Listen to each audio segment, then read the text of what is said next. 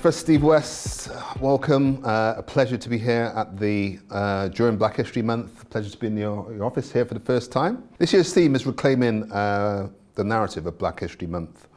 What does that mean for you? So for me, it's about giving voice. It's very much about understanding perspectives from communities that have been impacted and giving them the opportunity to tell their stories. And that's the most powerful way, I think, to affect change.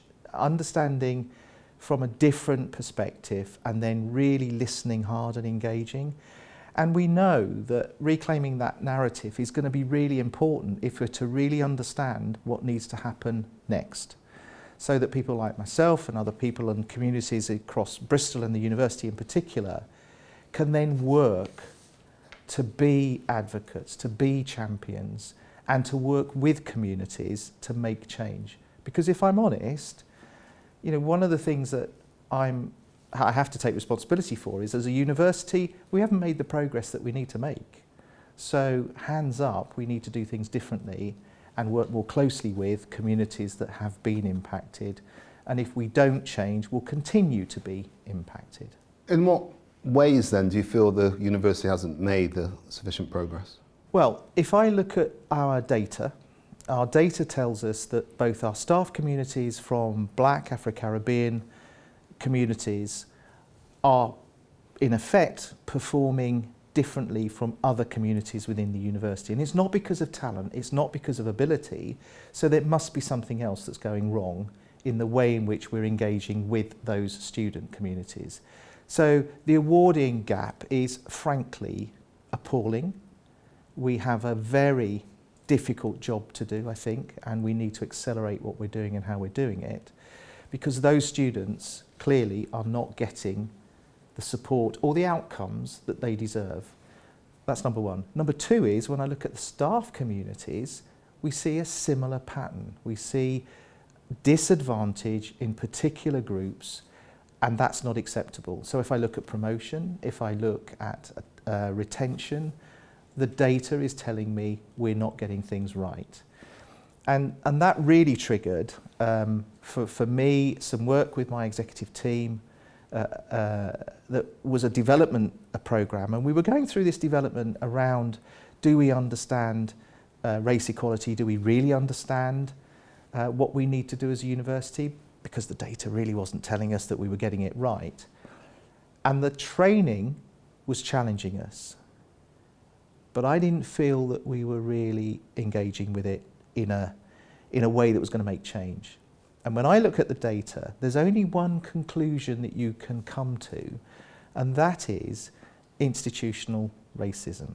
And the minute I said that in that meeting, obviously everybody was shocked, because up until that point, we were not engaging with that narrative. And there was a bit of a sharp intake of breath, and I did the same with the Board of Governors. And at that point I said, if that's what we are, what would be the opposite to that, and what do we need to do? And that's where we went in terms of our strategy around being anti-racist.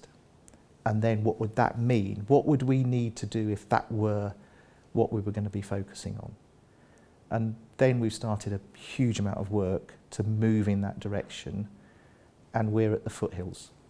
And one of those things is the anti-racism strategy. What's your understanding about where that fits in? It's key.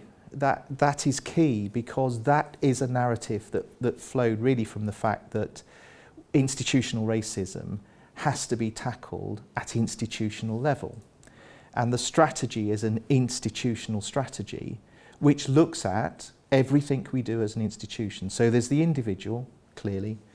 There are all the policies and processes and things that we have built over many, many years. There's structures, there's the education. All of those things we will need to tackle as a community together, if we're to get the shifts that I think we should get and we should be focusing on for both our student communities and staff communities. And that's going to be a lot of hard work, and it's going to be, I think, quite a lot of soul searching and pain as we go on that, because it's facing up to what we haven't done as well as what we are doing and what we will do. So this is a significant shift, a big piece of work. And for me, it's central. And we're going to make some mistakes on the way. There's no doubt we will make some errors, not least around terminology and how we frame things and what we say and how we say it. But we need to learn from that, and we need to go in with an open mind about what we will need to do over this journey, because it will change. And I have to say that I've been working with some colleagues in the university that over the past 12, 18 months, they've been reverse mentoring me. That is incredibly powerful. You feel that's made a real difference? Oh, I can't tell you what a difference it's made to me, because those colleagues, and it's staff communities and student communities, have just allowed me to see the world in a different way, sometimes very raw. And it was reverse mentoring, so it was me coaching them in terms of their careers, their futures, their hopes, ambitions, and them challenging me in terms of, okay, but what are you doing, how are you doing it, and what does that mean going forward? And it's a very close coaching, of course. It gets into things that, you know, are quite difficult, but absolutely worth it, and not something that I regret or would change. With reverse mentoring, how did it feel with the shoe being under the foot? Because you're being, as you mentioned, coached, mentored.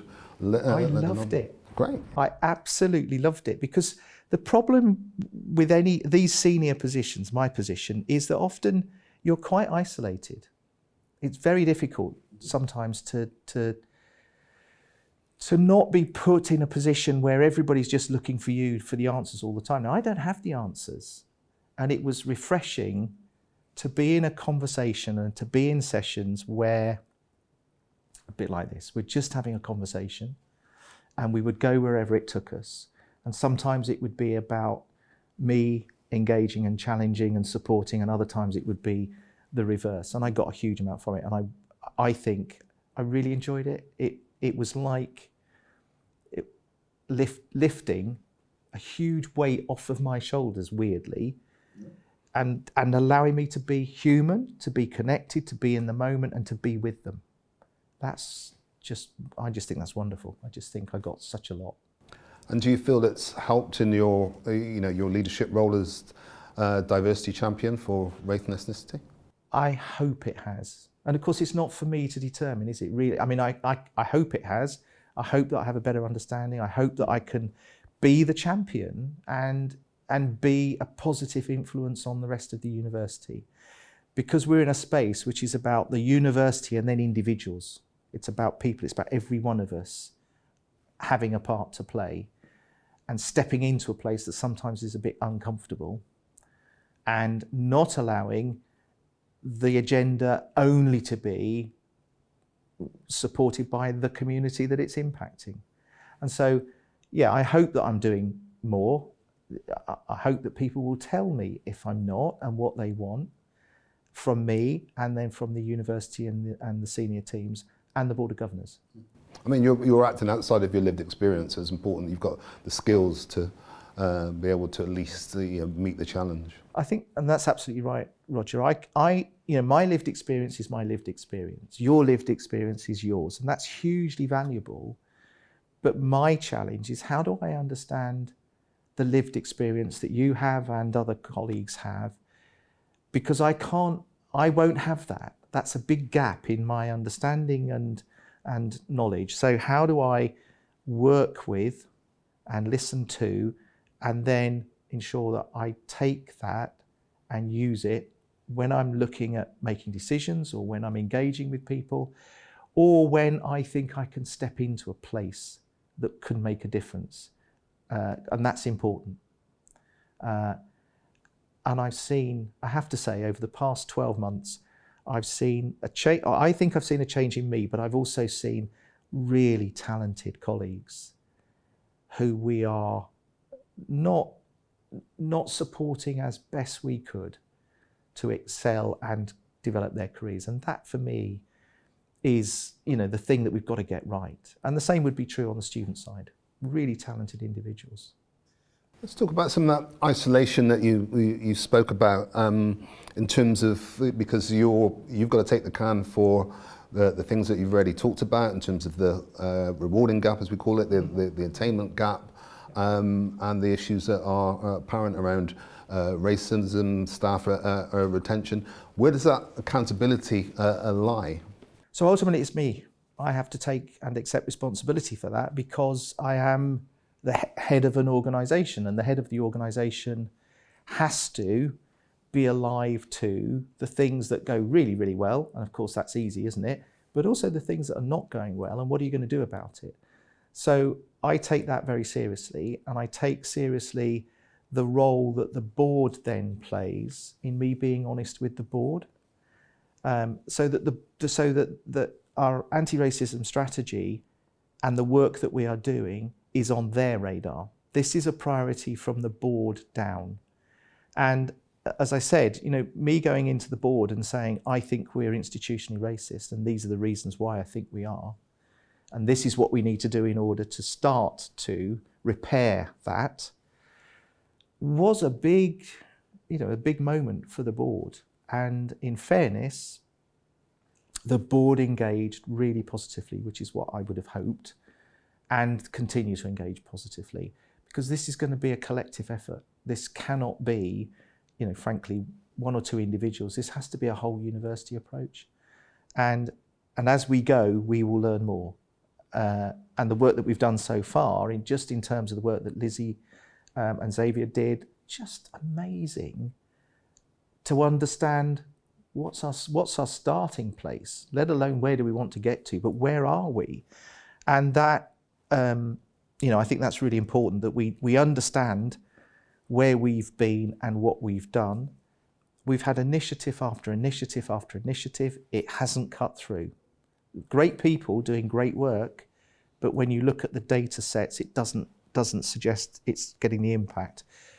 And of course, for many of our students and for some of our staff as well, it's not only what we're doing inside the university, it's also how we're influencing beyond the university. So many of our students go on placements into the NHS, into education, into social care, and boy, do they have a tough time in some of those organisations. So this is about us sharing, and I'm really clear that as we develop our strategy, whatever we're finding, we want to promote and profile to everyone else. It's open source stuff, because that learning needs to be shared in the same way that I hope the NHS learning that's happening is also shared back with us.